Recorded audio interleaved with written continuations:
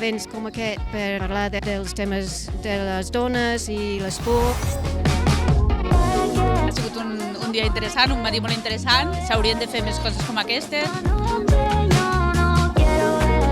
M'ha agradat molt el tema de la menopàusia perquè jo personalment tinc 60 anys, gairebé no es parla de la menopàusia i no es parla mai sobre l'esport i la menopàusia.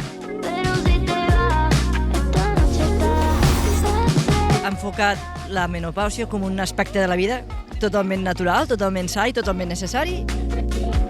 S'aprenen moltes coses, que hem de treballar la força i sobretot amb edats de menopausa, hem après menjar proteïnes.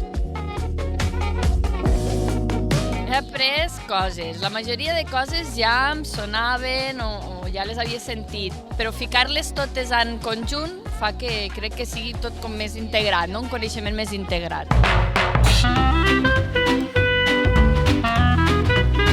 En general he après que és molt important fer exercici a diari.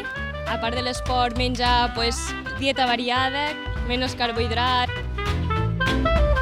Jornades com aquestes van superbé per visibilitzar tot el que és el món femení, la salut de la dona. Com viure la menopausa, els canvis. Trobo que és xulo conèixer-ho per estar preparada per quan hi hagin aquests canvis i viure'ls amb normalitat, no com una malaltia.